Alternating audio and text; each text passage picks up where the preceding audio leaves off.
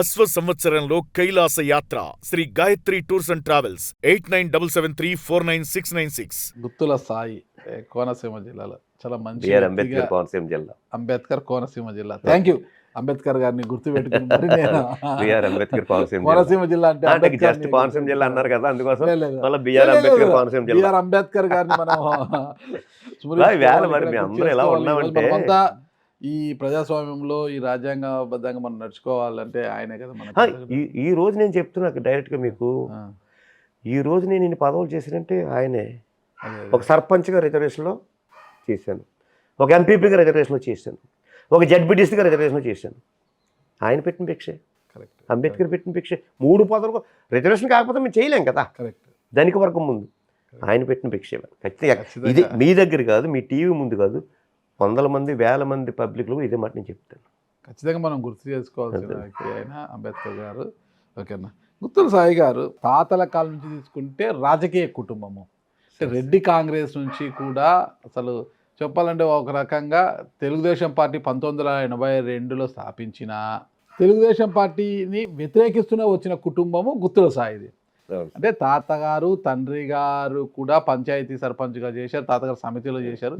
మీరు panchayati sarpanch, MPP, ZPTC, non local మళ్ళా అక్కడికి వెళ్ళి పి గన్నవరం వెళ్ళి జెడ్పీటీసీ గెలిచిన వ్యక్తి. ఎప్పటికైనా అసెంబ్లీలోకి అడుగు పెట్టాలి, అధ్యక్ష అనాలి అన్న ఒక కోరిక గుత్తుల సాయి గారి.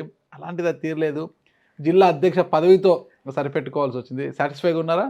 Satisfy sir. ఎందుకంటే ఏదో ప్రయత్నం చేసి ఎమ్మెల్యే అవుదాం 2 times ఇండిపెండెంట్గా కంటెస్ట్ చేశాను, అలాగే పార్టీ పరంగా కంటెస్ట్ చేశాను. సరే మనం అనుకూలం కుదరలేదు, అవ్వలేకపోయాం.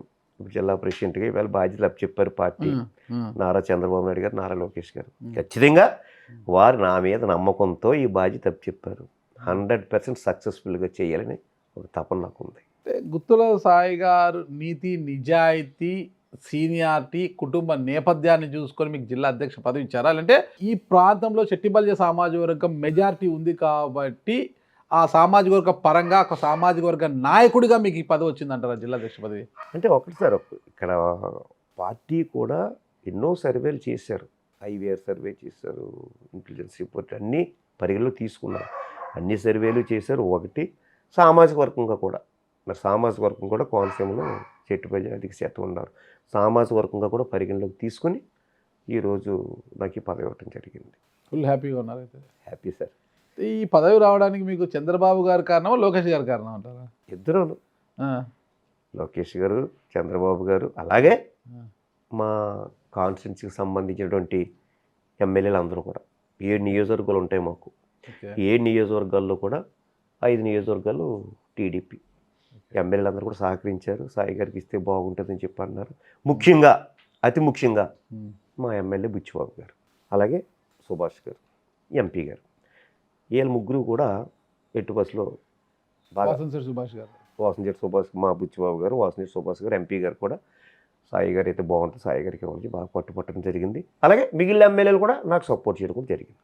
ఓకే అన్న. ఇప్పుడు వాసంశెట్టి సుభాష్ గారితో పోల్చుకుంటే మీరు సీనియర్, రాజకీయంగా సీనియర్, కుటుంబ నేపథ్యం అంతా ఉంది, ఓకే అంత బాగానే ఉంది. టీడీపీలోకి కూడా మీరు 2019కి ముందే వచ్చారు, అంటే వైసీపీ అధికారంలోకి రాక ముందే మీరు 2017లో అనుకుంటా మీరు వైఎస్ఆర్ కాంగ్రెస్ పార్టీని వీడి టీడీపీలోకి వచ్చారు. అంటే టీడీపీలో మీరు సీనియర్ వాసంశెట్టి సుభాష్ గారి కన్నా కూడా. అదే సామాజిక వర్గం, చెట్టిబల్య సామాజిక వర్గం. అయితే 2024 ఎన్నికల్లో అంటే టీడీపీలో అతి సీనియర్గా ఉన్న చెట్టిబల్య సామాజిక వర్గానికి చెందిన మిమ్మల్ని కాదని రామచంద్రాపురం నియోజకవర్గానికి అమలాపురం నుంచి వాసంశెట్టి సుభాష్ని ఎందుకు ఆహ్వానించి అక్కడ టికెట్ ఇచ్చారంటారు? అయితే ఒక్క విషయం, పార్టీ నన్ను కూడా పరిగణలోకి తీసుకుంది. రామచంద్రపురం టికెట్ విషయం నన్ను కూడా పరిగణలోకి తీసుకోవడం, ఇండైరెక్ట్గా కూడా ఇంట్రెస్ట్ ఉందని అడగడం జరిగిందండి. నేనైతే నో అని చెప్పాను. ఎందుకు నో అని చెప్పానంటే అప్పటికే నేను 2 సార్లు ఎమ్మెల్యేగా కంటెస్ట్ చేసి 2009, 2014 కంటెస్ట్ చేసి నలిగిపోయి ఉన్నాను.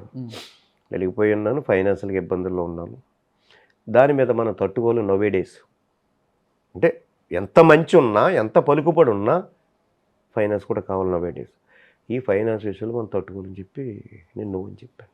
మీరు కాదన్న తర్వాతనే వాసంశెట్టి సుభాష్ గారికి, అంటే అది ఏమో, అంటే నాది కాదన్న తర్వాత అని కాదు, నాకు ఇండైరెక్ట్గా అడిగారు ఉమ్, కొంతమంది ఉమ్, శ్రేయాబులెస్లు ఇలాగా అధిష్టానం పరిశీలిస్తుంది, నీకు ఏమైనా అభిప్రాయం ఉందా అని అడిగారు. ఆ. నాకు లేదని చెప్పాను.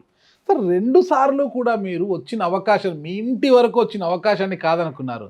2014లో వైఎస్ఆర్ కాంగ్రెస్ పార్టీ నుంచి ఎమ్మెల్యేగా పోటీ చేసి ఓడిపోయినా మీరు 2019లో మళ్ళీ మీరే అభ్యర్థి అక్కడ. అంటే జగన్మోహన్ రెడ్డి గారు అప్పుడు ఫుల్ గాలి ఉంది, సాయన్న ఈసారి కూడా నువ్వే కొంత సర్దుబాటు చేసుకుంటే నేను పోటీ చేయలేను, నా వల్ల కాదు అని మీరు చెప్పారు. పితాని బాలకృష్ణని అక్కడ తీసుకున్నారు, పరిగణలోకి తీసుకున్నారు. అప్పుడు మీరు పోటీ చేసి ఉంటే ఆ గాలిలో ఖచ్చితంగా గెలిచిపోయారు. డెఫినెట్. ఓకేనా సార్? 2024 వచ్చేసరికి అప్పుడు కూటమి గాలి బలంగా ఉంది.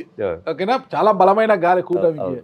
అప్పుడు డబ్బు లేకపోయినా పర్వాలేదు, డబ్బులు పంచినా పంచకపోయినా డబ్బులు లేకపోయినా గెలిచిపోయేవారు. అంటే మిమ్మల్ని పరిగణలోకి తీసుకున్నా మీరు అయిష్టత వ్యక్తం చేశారు. ఎందుకంటే 9-14 పోటీ చేసి నలిగిపోయి ఉన్నాను, ఇంకా నాతో డబ్బు లేదని.